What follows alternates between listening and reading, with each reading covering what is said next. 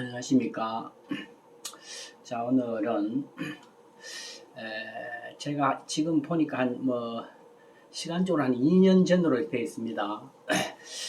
문인화와 더불어서 제가 사군자에 대한 전체적인 개론을 제가 말씀드린 바 있습니다. 한 5회에 걸쳐서 한 바가 있습니다.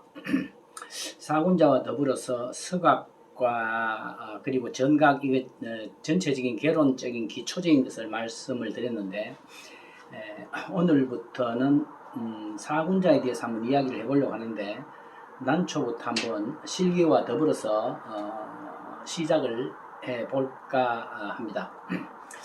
사실 제가 서예 전반에 대한 개론은 다 지금 전체적으로 밝혀 놓았지만은 일반적인 서예 있죠. 글씨를 쓰는 한자 오체를 중심으로 해서 한글을 포함한 글씨를 중심으로 해서 제가 거의 6년 가까이 해왔습니다. 그런데 이 사군자를 좀 실기를 뒤로 미룬 것은 사실 사군자와 서각과 정각 이런 것은 글씨가 안 되면 참 잘하기가 굉장히 어렵습니다. 그래서 그 순서대로 하기 위해서 서예 오체를 중심으로 해서 기본적인 것이 되면은 난초나 전각이나 서각을 하는 거로 했기 때문에 조금 늦습니다. 제가 사군자와 더불어서 서각과 전각을 조금 더 실기를 중심으로 해서 앞으로 조금씩 보완을 해 나갈까 합니다. 자, 그러면 사군자에 있어서 첫째, 이 순서를 제가 한번 말씀드린 바가 있는데, 매랑국죽일이 사군자가 되어 있지만은 가장 서예성이 있는 것이 난초고 대나무라 그랬죠. 그리고 매화와 국화, 이 순서대로 한번 시간이 나는 대로 연결해 나가기로 하겠습니다. 이번 기회에는 난초를 중심으로 해서 몇 회 강의를 해 볼까 합니다. 이 사군자라는 것은 글씨와 그림의 딱 중간 매개체에 있는 거거든요. 그 기본적인 요소는 서에서 다 나오고 그것이 모여서 결과론적으로는 그림이 되는 것이기 때문에 글씨가 어느 정도 되느냐에 따라서 그 사람의 사군자의 수준이 결정되는 것이니까 글씨에 계속 관심을 가지면서 이 사군자를 해 나가시는 것이 좋습니다. 사실 사군자만 공부하기에는 사실 굉장히 단조로운 거죠. 난초 같은 경우는 난초 잎사귀는 거의 한 일자 하나 끊는 거에 지나지 않는데 그것을 길이만 차이를 내서 끊는 것이기 때문에 굉장히 지루합니다. 그렇기 때문에 글씨를 써가면서 마지막에 종이가 좀 남는다든지 먹이 좀 남을 경우에 조금씩 그 빈 공간에 해 나가면은 효과적일 거로 생각이 됩니다. 글씨에 비해서 이 사군자 그림 종류는 종이가 많이 듭니다. 종이가 많이 들어서 글씨를 쓰다 남는 종이 하는 것이 굉장히 절약도 되고 효과적일 거로 생각이 들어요. 그래서 사군자를 앞으로 글씨를 써 나가면서 사군자를 지금부터 시작해서 조금씩 시간 나는 대로 여유가 되는 대로 같이 겸해 하시면은 시간이 모이면은 글씨의 수준과 같이 어느 수준에 이르게 됩니다. 자, 이런 점을 참조하시기 바라고요. 이 사군자라는 것은 있는 대로 그리는 것은 아닙니다. 그림에 있어서 아주 사실적으로 그리는 그런 그림이 아니고 어느 정도 약간 더 최소한 생략해서 먹을 중심으로 해서 그리는 그림입니다. 그래서 똑같이 난초를 그리는 것이 아니고 어느 정도 추상적이고 좀 상징적인 이런 의미가 있기 때문에 사실적으로 그리는 그림과 글씨의 그 중간이라고 이렇게 생각을 하시면 됩니다. 자, 그래서 난초를 그리는데 제가 앞에서 말씀드렸죠. 난초 사군자를 잘하기 위해서는 난초도 한번 키워보면서 관찰하고 또 묘사를 한 다음에 그리는 것이 좋다 이렇게 말씀을 드렸죠. 난초를 전혀 모르는 상태에서 그냥 꺾게 되면은 난초의 생리에서 멀어지는 경우는 굉장히 의미가 조금 곤란하겠죠. 그렇지만 난초의 생리를 너무 무시해서도 안 됩니다. 그러니까 그 중간 정도로 잘 해서 크게 기본에 어긋나지 않는 작품이 되도록 이렇게 힘써야 됩니다. 자, 그러면 난초를 들어가기 전에 난초에 대해서 학문적으로 이렇게 접근하는 경우도 있지만은 너무 깊이 학문적으로 들어갈 필요는 없습니다. 기본적인 난초에 대한 개관 정도는 아셔야 돼요. 특히 사군자 중에서 대나무와 매화의 경우에는 옛날 그 송대부터 그 생리까지 연구를 하면서 그린 사람들이 있습니다. 그런데 뭐 난초에 대해서는 생리까지 이렇게 밝히면서 한 그런 자료들은 사실 그렇게 상대적으로 보이지 않고 있습니다. 비교적 매화나 대나무에 비해서 그 구조가 간단한 편이기 때문에 그런 것 같아요. 자, 그러면 난초를 접근하는데 어떻게 하겠느냐. 크게 봐서 난초는 뭐 크게 종류 정도는 간단하게 개괄적으로 알 필요는 있을 것 같아요. 보통 우리 일상생활에서 난초를 크게 보면은 어떤 행사를 하는데 보면은 이 화환이 가고 화분이 가는데 보면 난초가 오는 수가 많죠. 그런데 대체로 크게 보면은 서양난이 있습니다. 서양에도 난초가 있고 동양에도 난초가 있어서 서양난은 보면 굉장히 그 난초가 크죠. 그리고 꽃도 크고 화려한 그런 특징이 있고 동양난은 비교적 작아요. 그죠? 그리고 색깔이 비교적 서양난에 비해서 색깔이 단조로운 그런 편입니다. 그래서 난초의 종류를 보면 크게 동양난과 서양난 그 지역적인 분포를 중심으로 가르는 수가 일단 있고요. 그 다음에 난초가 보통 다른 풀과는 달라서 봄, 여름, 가을, 겨울 사시에 이렇게 푸른 상록초입니다. 그래서 봄에, 여름, 가을, 겨울에 난초 꽃은 꽃도 겨울에 또 피는 것도 있어요. 그래서 보통 봄에 피는 그 난초 꽃이 피는 난초를 보통 뭐 출란이라고, 겨울에 피는 난초는 한란이라고 이렇게 해서 계절에 따라서 이렇게 구분을 하기도 합니다. 이 앞에 지역적으로 보면은 동양난과 서양난을 이렇게 크게 또 가릴 수가 있겠죠.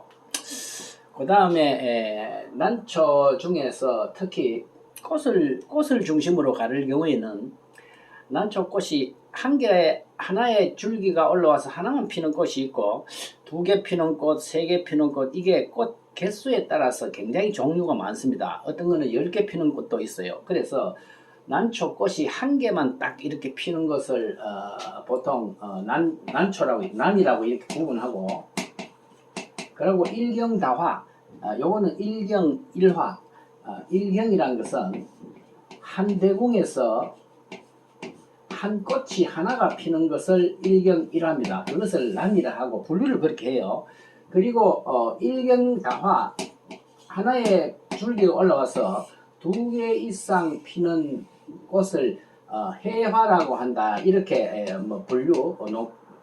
분류를 이렇게 하고 있습니다. 그래서 난초와 해초 이렇게 해서 전체적으로 난초과에 들어가는 것을 꽃이 어느 몇 개냐에 따라서 구분하기도 합니다.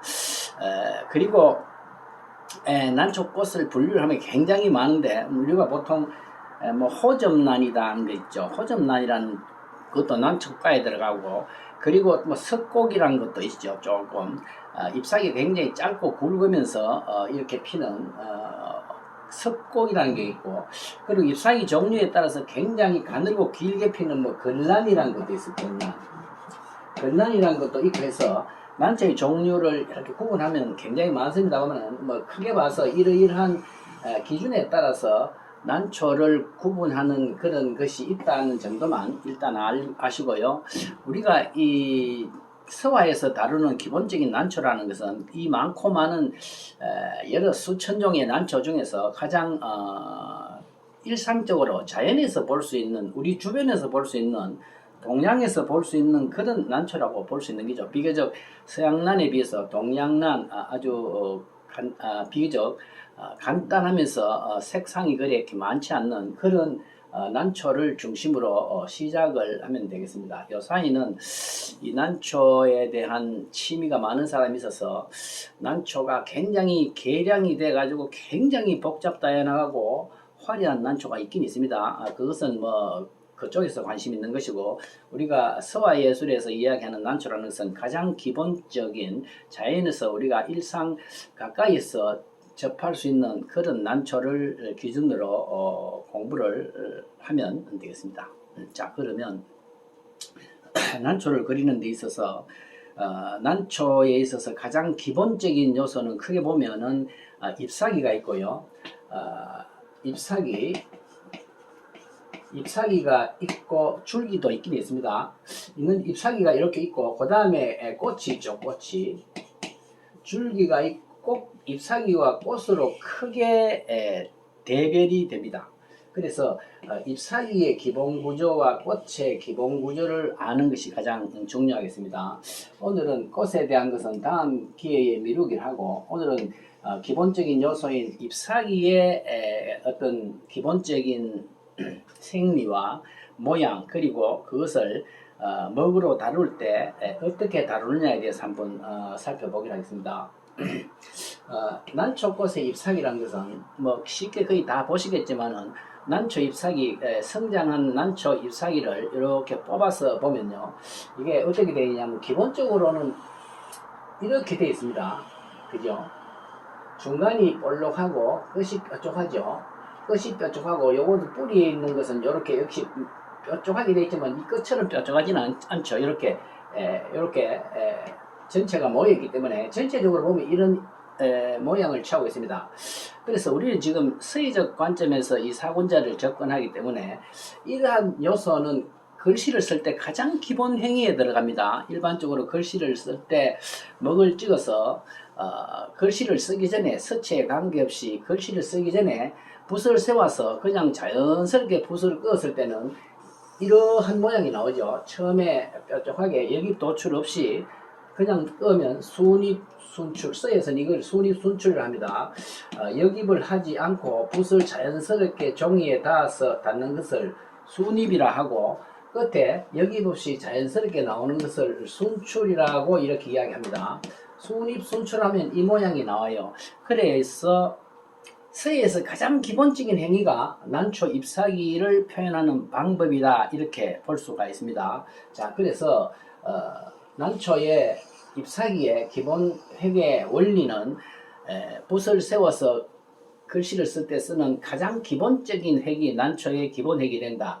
길이에 따라서 어떻게 나오느냐에 됐죠. 글씨도 사실은 여러 가지 획의 길이가 모여서 글씨가 되는 거와 마찬가지로, 난초도 요 잎사귀가 여러 개가 길이에 따라서 여러 개가 모여서 전체적인 구조를 만들고 있다, 이렇게 보면 되겠습니다. 자, 그래서 평면적으로 보면 이렇게 되는데요. 사실 잎사귀를 조금 더 약간만 분석을 해보면은, 실제로는 이 뿌리 쪽에 있을 때 보면은, 뿌리에서는 어떻게 나느냐 하면, 이 단면을 이렇게 끊어 보면은 이렇게 되어 있습니다. 이렇게 단면이 이렇게 되어 있는 거죠. 이렇게 단면이 끝에는 이렇게 골이 깊게 나오다가 넓은 쪽으로 나오면서 이것이 옆으로 넓게 이렇게 퍼져가 있어요. 그죠? 잎사귀가 이렇게 된다는 거죠. 중간에 골이 이렇게 있고, 그죠? 끝에 가서는 이렇게 작게 돼 있겠죠.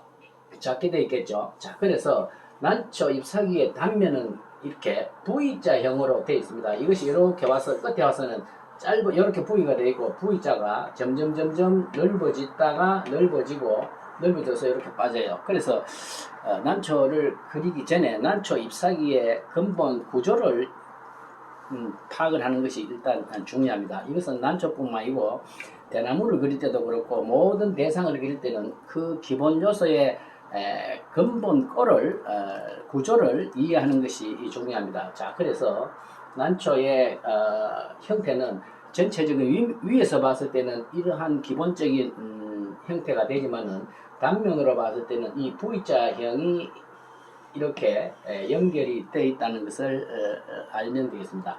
그리고 이 사군자를 공부할 때는 계자운이라는 것을 제가 몇 차에 걸쳐서 말씀을 드렸는데, 계좌원이라는 것을 일단 보면서 이렇게 하는구나 하는 것을 참고를 하는 것이 중요합니다. 자, 그래서 오늘은 계좌원에 나오는 대표적인 개념요, 그것을 한번 말씀을 드리고자 합니다. 계좌원에서는 이 사군자를 한 사람들이 대부분이 서예를 한 사람이기 때문에 그 개념을 구체적으로 적어놨어요. 그래서 그 개념은 한번 알고 지나가는 것이 중요합니다. 자, 그래서 난초를 옛날 사람들이 그리는데 잘 관찰해 보니까 잎사귀가 처음에 올라올 때는 모든 잎사귀 그렇지만 이렇게 뾰족하게 하나로 올라옵니다. 이게 뾰족하게 올라와서 어느 정도 크면은 여기에서 하나가 분리가 돼요. 그죠? 붙어서 이렇게 올라오다가 하나가 벌어진다는 거죠. 그래서 이렇게 어느 정도 올라오면은 이렇게 올라왔다가 옆에서 하나가 벌어진다는 거죠. 그죠? 이 점점 크면 어떻게 됩니까? 이렇게 올라와서 여기에서 벌어지고 또 조금 더 가면은 또 하나가 벌어져요. 그리고 이것이 이제 계속 이제 완전히 성장하게 되면은 난초가 하나의 촉에서 몇 개의 잎사귀가 나오느냐 하면은 5개가 나옵니다. 5개. 그래서 하나, 둘, 셋, 넷, 5개가 나온다는 겁니다. 그래서 제일 먼저 나온 촉이 어때요? 어떻게 보면 식구로 보면 제일 장남이라고 보면 됩니다. 제일 장남이 제일 길겠죠. 그 다음에 두 번째 나온 것은 이렇게 될 것이고, 세 번째 나온 것은 이렇게 되고, 네 번째 나온 건 이렇게 되고, 이렇게 돼. 어느 정도 길이의 차이가 있는 것입니다. 똑같지가 않습니다. 그래서 대체로 제일 먼저 나온 게 제일 길어요. 그렇게 해서 5개의 난초 잎사귀가 나서 서로가 어울리게 되는 거죠. 난초가 한 촉이 나올 수도 있고 옆에서 또 한 촉이 하나, 둘, 셋, 넷, 5개, 3촉이 나오는 수도 있고 화분에다가 키워보면 5촉, 10촉까지도 나오죠. 그래서 복잡한 난초가 되겠죠. 그런데 우리가 그림을 그릴 때는 이걸 그대로 그리는 게 아니죠. 그대로 그리면은 굉장히 복잡단안해서 잡초같이 보이게 되겠죠. 그래서 옛날 사람들이 난초를 이렇게 보니까 여러 방향에서 보는 각도가 무한대 가지로 나오지만 여러 가지 방향에서 난초를 지켜보니까 어떤 방향에서 보고 그리니까 가장 그 난초의 포즈입니다. 포즈 말하자면 그림에서 포치라 그러죠. 어느 것이 위치에서 보는 것이 가장 조화스러운가 하는 것을 하나 정하게 되는 것입니다. 그래서 이 서로 다른 5개의 선이 그죠? 어떻게 넣으면 가장 조화스러운가를 생각해 봤어요. 그래서 이렇게 돌아가고 이렇게 또 보니까 최종적으로 어떤 결론이 내려지느냐 하면은 이렇게 오고 두 번째 것이 이렇게 해서 기울어져요. 기울어진다는 것은 긴 것이 기울어집니다. 벼가 크게 익으면 기울어지잖아요. 그 다음에 여기서 이렇게 나가고 여기서 이렇게 오고 이렇게 해서 이런 구조를 띄니까 가장 이상적이다 하는 것입니다. 예를 들면 가는데 이게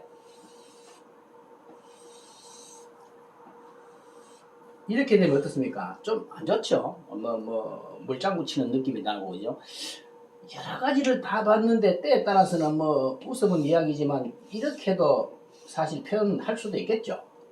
똑같은 난초인데 이렇게 보일 수도 있고 이렇게 또 보일 수도 있는데 이런 포즈를 취하니까 가장 모양이 자연스럽더라는 겁니다. 그래서 이 기본꼴을 중심으로 해가지고 난초를 공부할 때 이 방향에서 잘 바르다 보고 그렇게 표현하는 것이 조형상에서 가장 좋더라는 것입니다. 그래서 계좌원에도 이 모양의 원리를 중심으로 해서 설명을 해놨어요. 그래서 제일 처음에 이렇게 하나를 꺾고 난 다음에 1필 이렇게 놨어요. 1필 이렇게 해놓고 1필을 끊는데 어떻게 끊느냐는 거죠. 이 1필을 끊는 것은 5개 다 마찬가지지만은 글씨를 쓰는 기법에 준한다는 것입니다. 글씨를 쓸 때는 이 시작과 기필과 수필인데 이거 어떻게 하느냐는 문제는 여깁과 도출이라고 이렇게 이야기했는데 난초를 그릴 때는 여깁을 하면은 오히려 부자연스러워요. 그렇지만은 간단히 살짝 붓을 거꾸로 넣어서 하게 되면은 시작이 못은 못 대가리라 그죠. 못 대가리처럼 된다 해서 시작을 연깁을 사실은 살짝 하는 겁니다. 그래 하면 못 대가리처럼 된다고 해서 정두라고 이렇게 개념을 붙이고, 이 끝은 뭐라고 하느냐 빼니까 이 끝을 무엇에 비유하면 좋을까 생각했는데, 뭐 옛날에는 뭐 마당에 쥐가 많이 돌아다니는 게 매일 볼 수 있는 겁니다. 그래서 이 끝은 쥐꼬리 그차라 일어났어요. 그래서 이것을 섬이라고 이렇게 이름을 붙여놨습니다. 섬이. 그래서 난초의 기본 획은 시작은 정도라고 끝은 섬이로 하라는 거죠. 이 섬이라는 것은 쥐의 꼬리 모양을 닮아라고 했지만 사실 서의 서법에 있어서는 벼렉 있죠. 벼렉. 영자 팔법에 있어서 벼렉이 뭐냐면 여획입니다. 그죠? 여획을 끌 때의 느낌으로 하라 해서 별엽식이라고 이렇게 이름을 붙여놨습니다. 그래서 서법에 있어서는 벼렉을 다루듯이 하면 되고, 그 모양은 쥐꼬리처럼 하라 해서 섬이라고 이렇게 이야기했어요. 기필은 서에서는 해서에서는 마제장두라고 했는데, 요 못머리처럼 하라 해서 정두로 하라 이렇게 돼 있어요. 자, 그래서 요 하나의 획을 끊는 데는 요 원리 하에서 획을 끄라는 것이고요.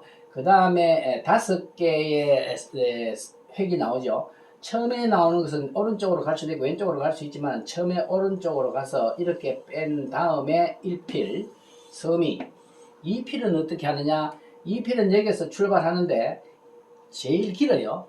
사실 이건 두 번째 긴 건데, 2필은 이렇게 가서 이렇게 가라고 해놨어요. 이렇게 가서 2필은 뭐냐, 1필하고 교차가 되면서 요 모양이 이렇게 초생달처럼 만드는 것이 좋다고 했어요. 이 초생달이지만은 이름을 뭐로 붙였느냐 하면은 잘 우리가 볼 수 없는 건데, 봉의 눈처럼 하라고 그러는데, 봉의 눈 해서 이 피를 봉안이라고 해요. 근데 봉의 눈을 본 사람이 없잖아요. 그래서 봉의 눈과 가장 닮은 코끼리는 우리나라에서는 없지만 옛날에는 중국에서는 있었단 말이에요. 그래서 코끼리의 눈처럼 하라. 코끼리의 눈이 동그랗지가 않고 이렇게 좀 찢어진가 봐요. 그래서 이 피를 봉안 또는 상안이라고 이렇게 개념을 붙여 놓은 것입니다. 끊는 방법은 기본적으로 정두와 섬이와 같이 해주면 됩니다. 자, 이 필이 이렇게 올라가서 휘어지면서 가장 긴 액입니다. 보면서 이렇게 상안을 또는 봉안을 만들어라 하는 것이 이 필이에요. 그리고 세 번째는 역시 여기서 출발해서 나가는데, 이 봉안을 중간을 타고 나가라고 그랬어요. 타고 나가면은 어떻게 됩니까? 이 봉안 상안을 깬다 해서 파봉안이라고 해요. 파봉안 또는 파상안이죠. 파봉안 또는 파상안이라고 그래요. 그죠? 그래서 1필은 섬이, 2필은 봉안 또는 상안이죠. 봉안 또는 상안이라고 하기도 하고, 앞에 교자를 붙여서 교봉안, 교상안, 상안을 교차해서 만든다는 것입니다. 3필은 파봉안 또는 파상안이에요. 그래서 이 세 개의 잎사귀에다가 이렇게 가상적으로 이름을 세 개를 붙여 놓은 것입니다. 그냥 참고로 알면 되겠고, 그리고 여기에 나머지 나는 두 개를 해서 한 촉이 5 잎사귀를 해서 하나의 난초의 기본 꼴이 됩니다. 그래서 난초는 어떻게 보면 이 5개를 가지고 하는 선을 연결해서 만드는 하나의 어떻게 보면 그림이다, 이렇게 보면 됩니다. 사실 이것이 난초의 시작이자 끝이라고 할 수가 있습니다. 그리고 또 나오는 개념 중에 뭐가 있느냐 하면은, 난초는 두께가 두꺼운 것도 있고 가는 것도 있고 긴 것도 있어요. 난초가 조금 잎사귀가 길면은 이것이 짧은 것은 휘어지지 않지만 긴 것은 휘어지고 비틀어지고 이렇게 되거든요. 그래서 굉장히 좀 긴 난초인 경우에는 이렇게 나와서, 사실은 기본권은 이렇게 되어 있지만은 난초가 이렇게 휘어지잖아요. 휘어지면서 중간에 이렇게 꼬여서 나오는 수가 있겠죠. 비틀어진다는 거죠. 긴 것은.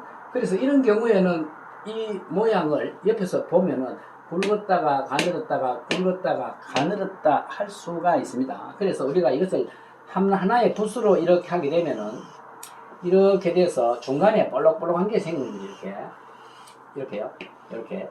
그래서 이 중간에 볼록하고 가장 넓은 쪽, 넓게 보이는 면이 비는데 이것을 뭐라고 할까 해서 개념을 뭐로 붙였느냐면은 요사이는 우리 일상 도시에서는 볼 수 없지만은 사막이 있죠. 사막이 배를 보면 굉장히 볼록합니다. 그래서 이렇게 볼록한 것을 뭐라고 할까 해서 제목을 이름을 붙여놓은 게 사마귀를 당낭이라 그래요.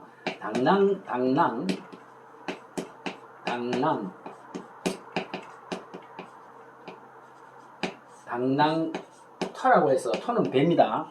당낭터라고 해서 그냥 개념만 붙여 놓은 것입니다. 자, 그래서 이것은 그냥 참고로 아는데 이 당낭터라는 것은 잎사귀 굵은 쪽의 잎사귀를 이루는 개념이라는 것을 알고 계시면 됩니다.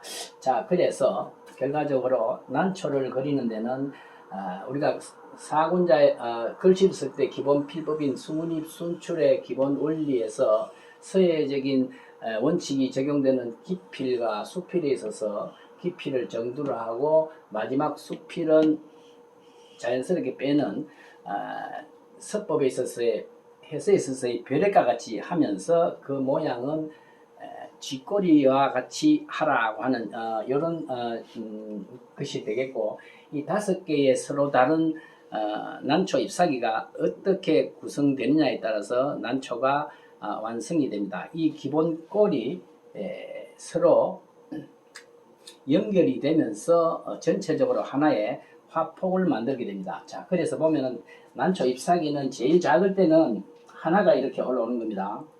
조금 커지면은 이것이 2개가 이렇게 된다는 거고, 3개 올 때는 이렇게 가서 이렇게 오는 거죠. 2개 필 때는 이렇게 될 때도 있습니다. 요거는 끝이 가면서 넓어지고, 요것은 시작이 이렇게 돼 있어서 이렇게 2 종류가 있고, 3개일 때는 이렇게 되는 것이 가장 보편적인 모양이 괜찮다는 것이고, 4개일 때는 이렇게 되겠죠. 이렇게 되고 5개가 되면은 어느 정도 성숙을 해서 이렇게 파봉안이 나오는 이러한 한뜰기 난초 잎사귀가 된다. 이렇게 결론을 내릴 수가 있겠습니다. 자, 그러면 이러한 기본적인 이해 아래서 이 방법을 붓으로 실제로 한번 꺼보는 것인데, 새로 배울 것은 없습니다.